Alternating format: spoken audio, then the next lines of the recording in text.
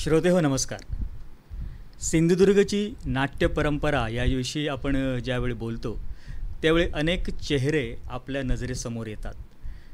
सिंधुदुर्गला तशी खूप मोठी नाट्य परंपरा आहे. अनेक मोठमोठे नाट्य कलाकार अभिनेते या मातीतून रंगभूमीला दिलेले आहेत आणि अशापैकीच एक कलाकार जे नाव सिंधुदुर्गच्या नाट्य चळवळीमध्ये फार आदरानं घेतलं जातं ते म्हणजे वर्षा सामंत वैद्य.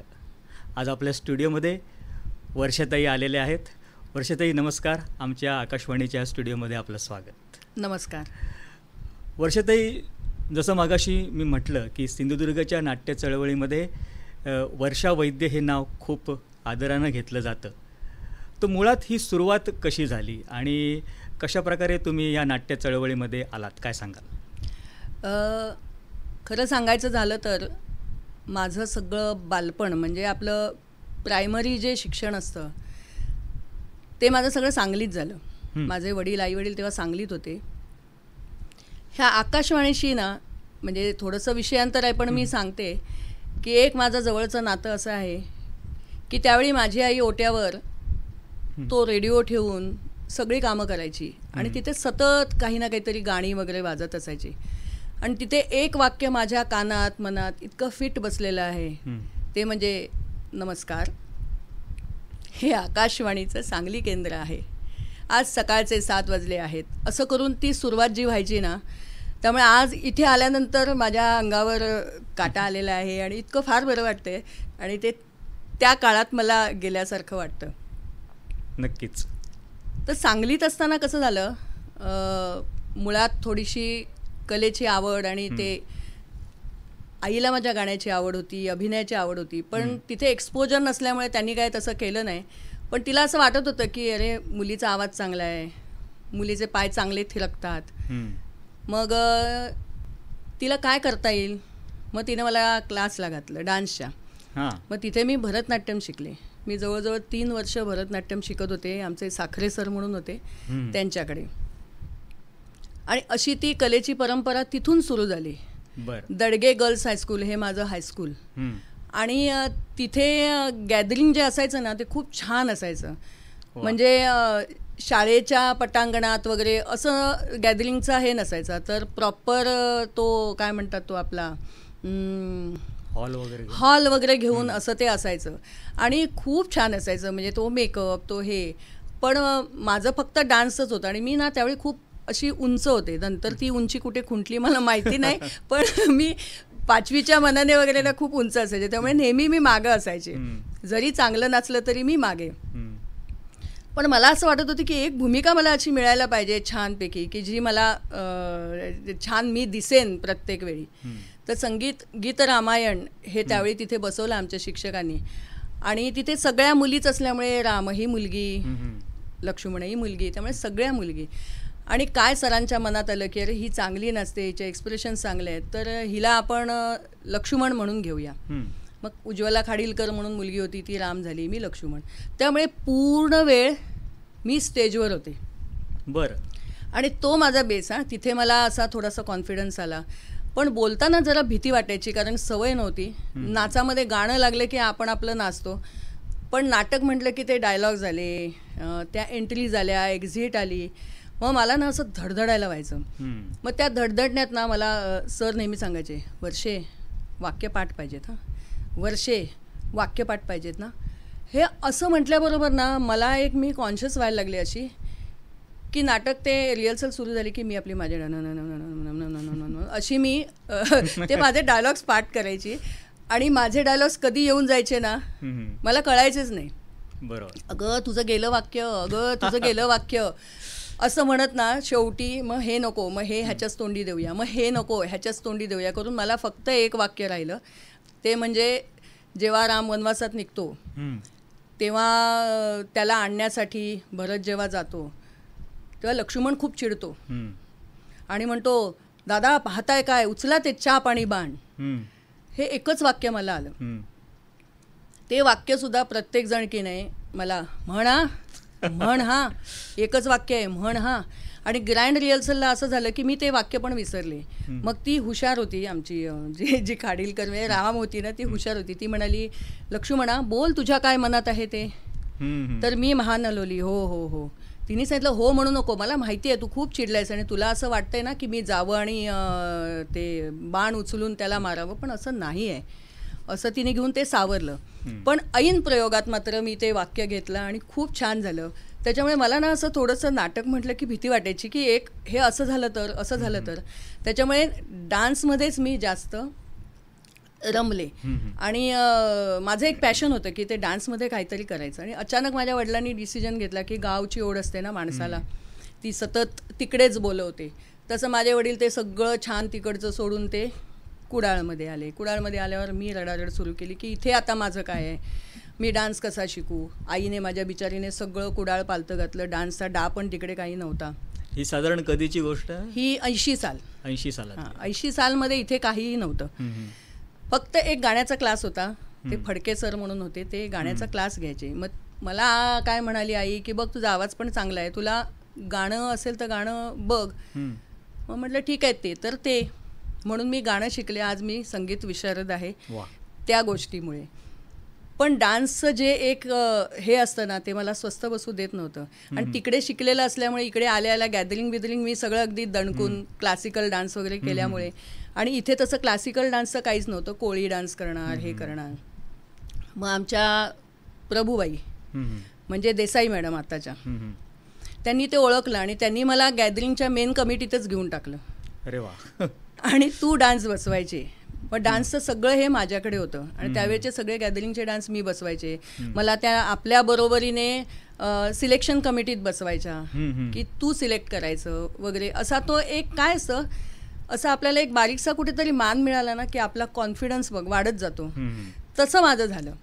आणि खरं बघायला गेलं तर मी सांगलीत राहिले असते ना, तर इतकी मी माझं नाव स्वतःचं आज जे वर्षा वैद्य म्हणून पर्सनल नावाने जे ओळखतात ते ओळखलं असतं की नाही मला माहिती नाही.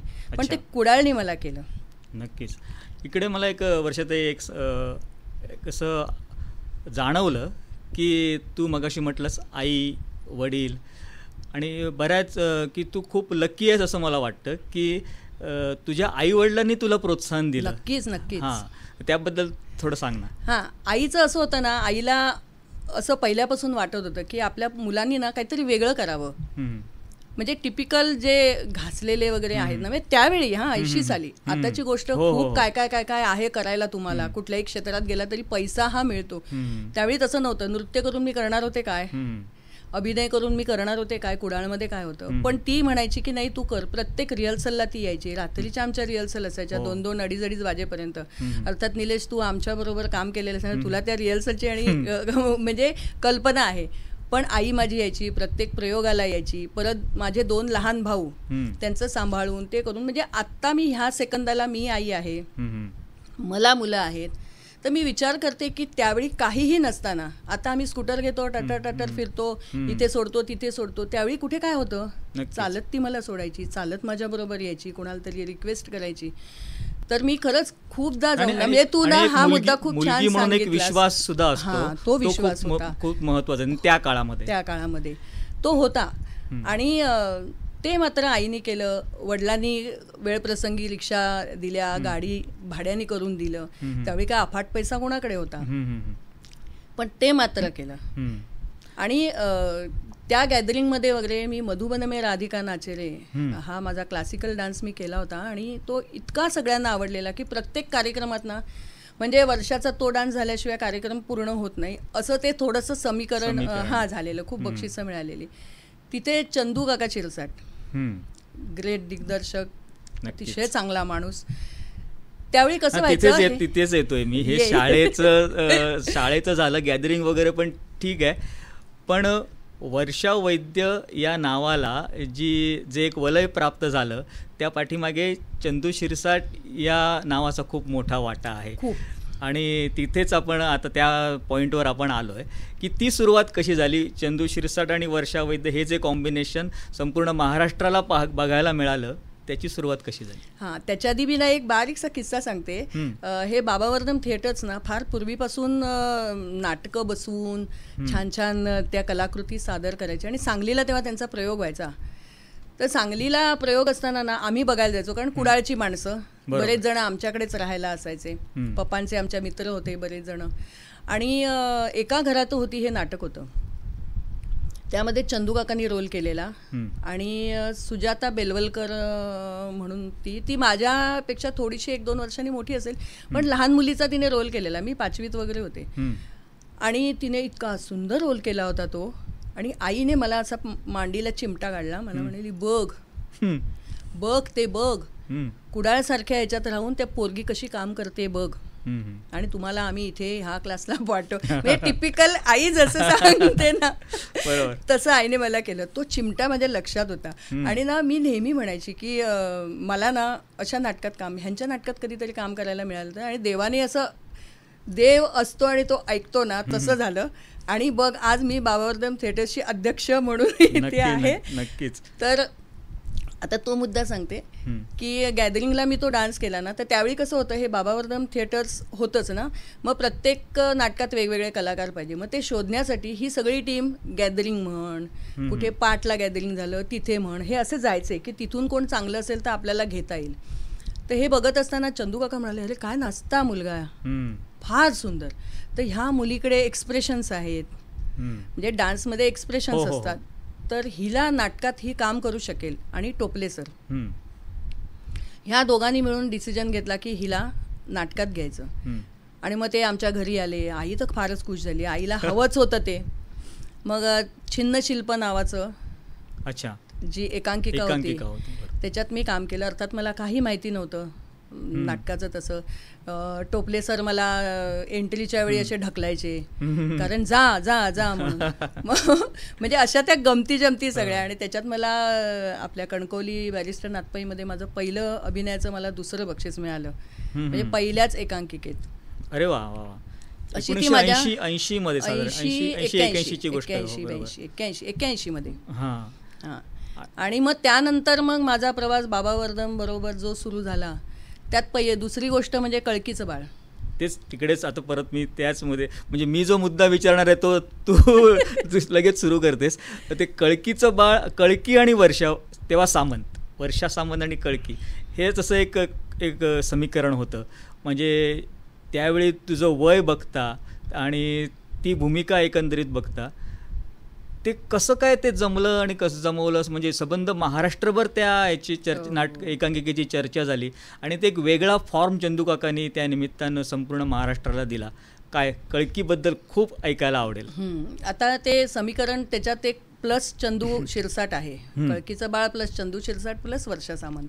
ह्याची गोष्ट अशी झाली की चंदू काकांच्या मनात हा फॉर्म खूप वर्षापासून होता की बाबा हे असं, मला ह्या एकांकिकेचं हे असं करायचं आहे. पण त्यांना प्रॉपर मुलगी मिळत नव्हती की ती जे हे काम करू शकेल. बरोबर. मग माझं देवनवरी नाही, छिन्नशिल्प झाल्यानंतर चंदू काकांनी मीटिंगमध्ये असं म्हटलं, मीटिंग म्हणजे त्यांची आपले प्रकाश पाटणकर यांचं जे दुकान होतं, सराफी दुकान, त्याच्या कट्ट्यावर ती मीटिंग असायची. संध्याकाळी सगळे तिथे जमायचे आणि त्यांच्या गोष्टी व्हायच्या. तर चंदू काका म्हणाले, अरे ते कळकीचं बाळ आपण बसवूया. आणि माझ्या डोक्यात मुलगी आहे. तर कोण? तर वर्षा सामंत. तर त्यावेळी मी अगदी बारीक, जाड भिंगाचा चष्मा, ते 2 वेण्या, हे म्हणाले काय मॅड झालेस काय, फुकट घालवणार एवढी चांगली थीम तू वगैरे, असं सगळ्यांनी सांगितलं. तर चंदू काका म्हणाले की नाही, फुकट गेला तर अपयश माझं, हां, आणि जर बरं झालं तर सगळं तुमचं, तर मी बसवणार.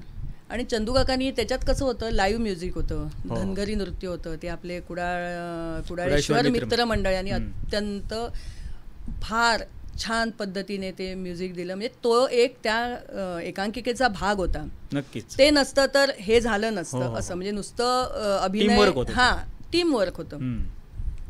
तर चंदू काकांनी मला सांगितलं, मला म्हणण्यापेक्षा आईला सांगितलं की असं असं आहे आणि ती करेल का. तर आईने लगेच मला हो हो हो ती करेल, काही हरकत नाही, तुम्ही या. आणि मग चंदू काका MSCB मध्ये काम करायचे. चंदू काका रोज 9 वाजता माझ्याकडे यायचे. 10ला 5 मिनिटं असताना परत त्यांची ती डुग डुग डुग डुग डुग अशी एक ती स्कूटर होती, त्याचा आवाज यायचा, ते निघून जायचे. परत संध्याकाळी साडेपाचला सुटलं की ते माझ्याकडे यायचे, 1 तास बसायचे आणि जायचे. त्या ह्याच्यात त्यांनी मला ती धनगरीण चालेल कशी, बोलेल कशी, ती पूर्ण काळी आहे त्यामुळे तू काळं, तुझं जे काय गोरं आहे ते तिथे. मी म्हटलं नाही, मला काळं मी करणार नाही. मग त्यांनी मला इतक्या वेगळ्या पद्धतीने ते समजून सांगायचे ना की त्या काळ्यातही जे गोरेपण लपलेलं आहे ना ते मला कळलं त्यावेळी. हां, कन्व्हिन्स फार छान पद्धतीने करायचे. आणि तो धनगरी बाज, ते धनगरी नेसणं, म्हणजे ते मला सगळं त्यांनी पचनी पाडलं. कारण ते पुढे जाऊन ती धनगरी पद्धतीची गुडघ्याच्या वरची साडी किंवा काय, आता मुली कशा आहेत अगदी म्हणजे वातावरणच सगळं बोल्ड झाल्यामुळे त्या घालू शकतात, करू शकतात, पण त्यावेळी असं नव्हतं. आणि असं करत करत त्यांनी इकडे केलं, मला ते घडवत होते. आणि तिकडे धनगरी नृत्य ते बसवणं किंवा माझ्या अगेन्स्ट प्रभाकर भिडे जे आमचे सर होते ते रोल करायचे, माझ्या नवऱ्याचा बारक्या धनगर त्याचं घेत होते. म्हणजे त्यांना इकडचं माहिती नव्हतं मी काय घडतेय आणि मला तिकडचं माहिती नव्हतं. आणि असं जवळजवळ महिनाभर चंदूकाकांनी अतिशय सुंदर पद्धतीने ते केलं. आणि एक दिवस ते जोडून टाकलं आणि ते जोडलं. ते ती लोक आ म्हणायला लागली की अरे बापरे हे कसं काय वर्ष. आणि मी आ म्हणायला मला काही समजतच नव्हतं कारण मी अगदी 15-1 वर्षाचीच होते. जसं चंदूकाका चाल म्हणत होते तसं चालत होते. तो काटा काढणं, कारण ती त्या ह्याच्यातनं फिरत होती, काट्याकुट्यातून जात होती असं. मग तो काटा लागला की तू कसं करशील, तो कसा करून काटा काढशील, मग काटा काढल्यानंतर कसा तो शहारशील. म्हणजे हे बारीक सारीक जे आहेत ना ते माणसांच्या अजून लक्षात आहेत.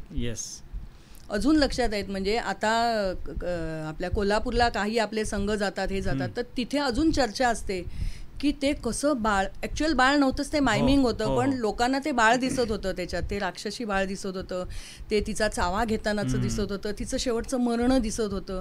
हे सगळं अंगावर येणारं होतं. आणि त्यातली फॉर्मेशन्स होती ना ती सगळी माणसांची होती.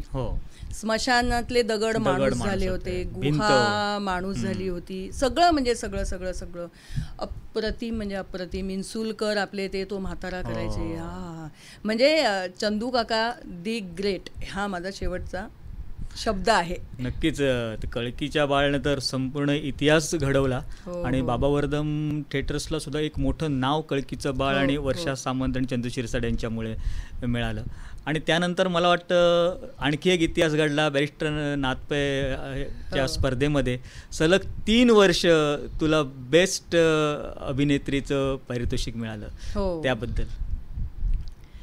कळकीचं बाळ तर मिळालं, जिकडे जाऊ तिकडे मिळालं. त्याच्यानंतर देवनवरी बसवलं. देवनवरी ही ती प्रथा, देवाला मुलगी द्यायची वगैरे, नंतर तिचे जे हाल पुजाऱ्यांपासून सगळे करतात वगैरे, तिथे मला थोडा अभिनय कळायला लागला. कारण चंदू काकांनी शिकवतानाच असं शिकवलं की तुम्ही ऑब्झर्व करा. हां, म्हणजे आता हा समोरचा चालल्याची बॉडी लँग्वेज काय आहे, हा काय जाईल, म्हणजे घरी जाऊन काय करेल, तर हा चाललाय बघ दणदण, हा जाऊन बायकोला ओरडणार किंवा हा जाऊन बायकोला फूल देणार. मग त्याची बॉडी लँग्वेज काय आहे, किंवा ही बाई आता चालली आहे ती कशी चालते, किंवा इव्हन म्हातारीचा एखादा रोल असेल तर एक मला रोल असा मिळाला होता, भाकरी आणि फूल म्हणून सिरियल होती, मधु मंगेश कर्णिक यांनी माझं नाव सुचवलेलं. मेन रोल होता, पण ऐनवेळी ते काय त्यांचं झालं आणि मला सुहास भालेकरच्या आईची मला रोल मिळाला 16व्या वर्षी. तर मी नाही म्हणून सांगितलं मला नाही जमणार, कारण ते सुहास भालेकर समोर त्याचवेळी काहीतरी 70 वगैरे त्यांचं हे झालं होतं. आणि मधु कांबीकर माझी सून होती. आणि म्हणजे सगळाच गोंधळ होता तो. मधुबाई आपले सांगत होते अरे असं नका करू, हिची भूमिका मी बघितलेली आहे, पोरगी खूप छान काम करणार. तर ते नाही म्हणाले, आता हे ठरलेलं आहे आणि ती छान करेल ना, म्हातारी छान करेल. मग म्हातारी म्हटल्यावर मला माझ्या डोक्याप्रमाणे अरे काय करतो सा तिकडे वगैरे असं मी सुरू केलं. चंदू काका असे मला ओरडले, काय करतेस काय हे असं, उद्या घरी गेलीस ना मी तुला फिरवणार. आणि ते स्वतः फिरवायचे. श्रीमंत घरातली म्हातारी बघ कशी चालते, कशी बोलते, मध्यम मध्यम वर्गातली जी म्हातारी आहे ती बघ, गरीब कष्टकरी त्या कशा आहेत त्या बघ.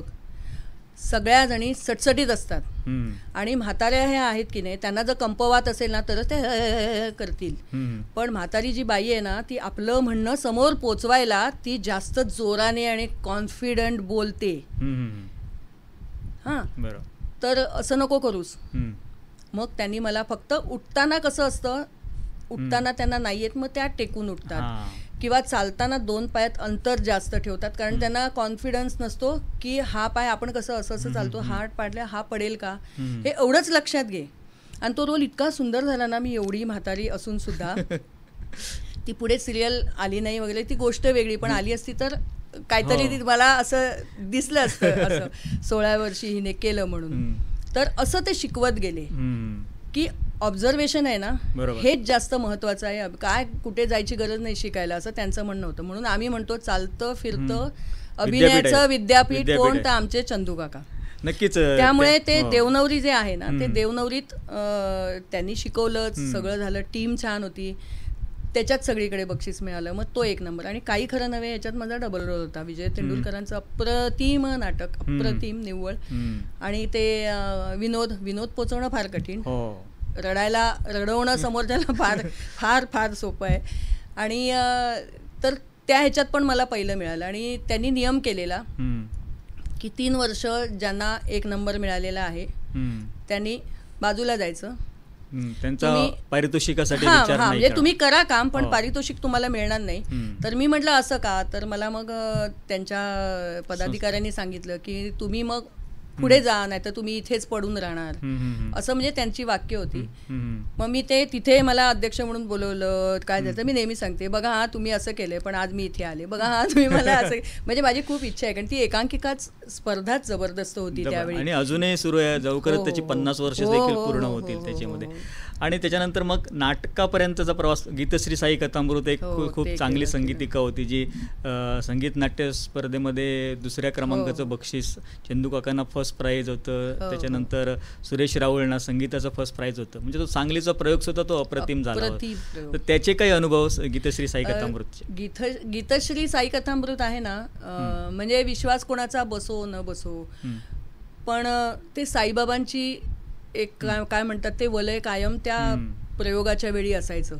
प्रसाद रेगे आमचा कलाकार, तो साईबाबांची भूमिका करायचा. त्याने तो गेटअप केला ना, आणि त्याने जो हात साईबाबांचा टिपिकल असा केला की साईबाबाच उभे आहेत. एक किस्सा सांगते. एका प्रयोगाला माझा पूर्ण घसा बसलेला, आणि त्याच्यात मला गाणं होतं, झाली किती घाई बाई, ते लावणी आहे, तर ती मी म्हणत होते.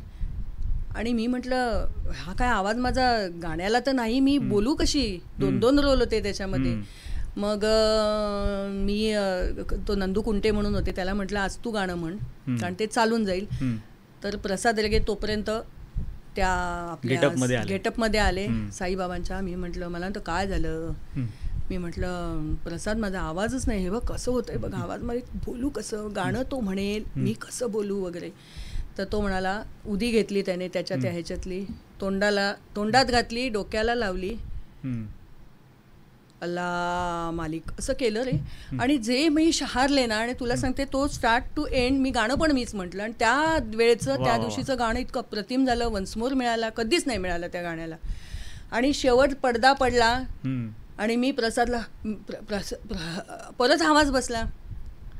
म्हणजे हे जे मानलं तर आहे, नाहीतर नाही, पण आम्ही मानतो देवाला. आणि ती रंगदेवता म्हणतात, ती काय रंगदेवताच आहे ना ती. नक्कीच नक्कीच ती प्रसन्न असते. नाटक झालं, एकांकिका झाली, तू चांगली नृत्यांगना आहेस आणि तू चांगली गायक, तू संगीत विशारद आहेस. एक संगीत नाटक देखील सुद्धा तू केलं होतंस, तो अनुभव कसा होता? हां, संगीत मत्स्यगंधा काय झालं, थोडंसं हे अभिनय बाकी, मग पैसे कमवायला तर पाहिजेत. मग मी पार्लरचा कोर्स केला माया परांजपेंकडे जाऊन, तिथे मी डिप्लोमा घेतला. मग मी माझं स्वतःचं पार्लर सुरू केलं, 2 मुली झाल्या. ह्या गडबडीत संगीत थोडंसं, म्हणजे गाणं थोडंसं मागे पडलं. आणि ते कसं आहे, नृत्य नाही म्हणून मी गाणं शिकले, असं झाल्यामुळे तर अभिनय मला मिळाला, नृत्य करण्याची संधी मला सगळीकडे मिळाली. त्यामुळे ते गाणं थोडंसं मागे पडलं, म्हणजे तो रियाज करायला जमेना, काय नाही.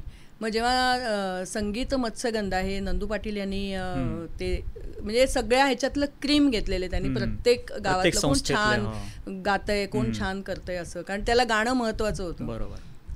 मग ते माझ्याकडे आले, मला म्हणाले अगं असं असं. तेव्हा तोपर्यंत त्या ह्याला कोणाला माहिती नव्हतं की मी विशारद आहे वगैरे. तर ते म्हणाले की असं. म्हटलं नाही नाही बाबा, त्यातली गाणी फ्लॉप तर नाटक फ्लॉप. मी म्हटलं नाही बाबा, मला म्हटलं नुसतं तुम्ही अभिनयाचं सांगा, मी करते आणि 100% देते. ते म्हणाले नाही आम्ही शिकवतो. म्हटलं बघा सारेगम पासून शिकवावं लागेल. ते म्हणाले हो शिकवतो.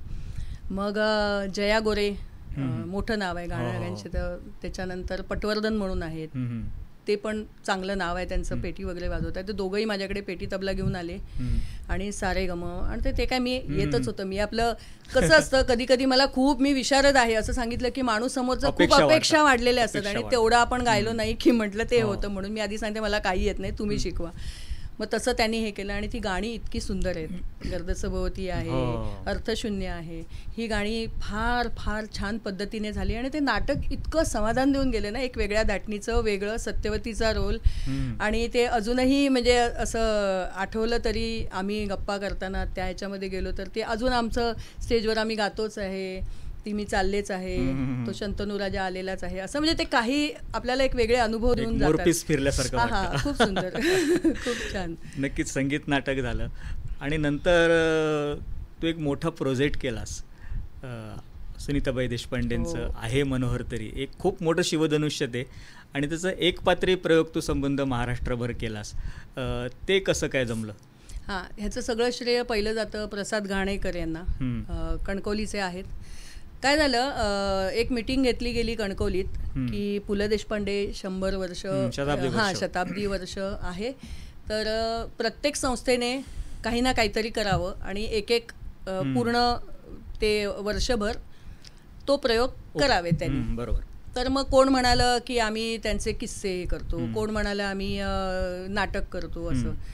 मग प्रसाद घाणेकर म्हणाले की आहे मनोहर तरी हे जे सुनीताबाई देशपांडेंचं आहे हे शिवधनुष्य बाबा वर्दमनी पेलवावं, कारण त्यांच्याकडे वर्षा आहे आणि वर्षाशिवाय हे कोण करू शकत नाही. असा म्हणजे त्यांचा मोठेपणा.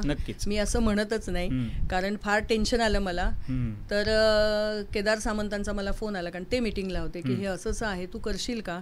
आणि काय माहिती नाही, मी हो म्हणून सांग असं सांगितलं. तर त्यांनी सांगितलं हो करू. आणि नंतर पुस्तक बघितल्यानंतर मात्र माझे धाबे दणाणले. म्हटलं ह्यातलं मी करू काय, की काय घेऊ, म्हणजे सुनीताबाईंवर करायचं म्हणजे नेमकं काय करायचं.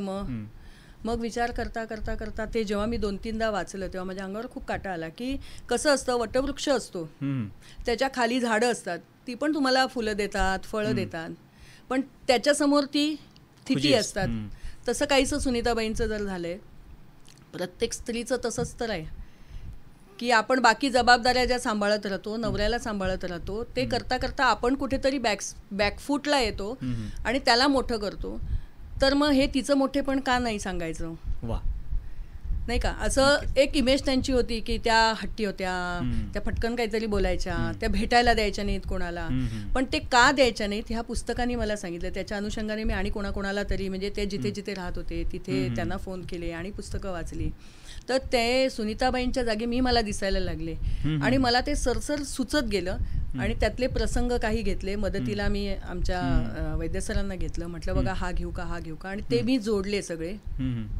विनोदी किस्से होते, त्यांचं मूल न होण्याचं तो एक किस्सा, म्हणजे असे खूप टच होणारे असे ते प्रसंग होते. ते मी सगळे जोडले आणि 1 तास मला वाटतं 25 मिनिटाचा तो सलग एक पात्री प्रयोग झाला.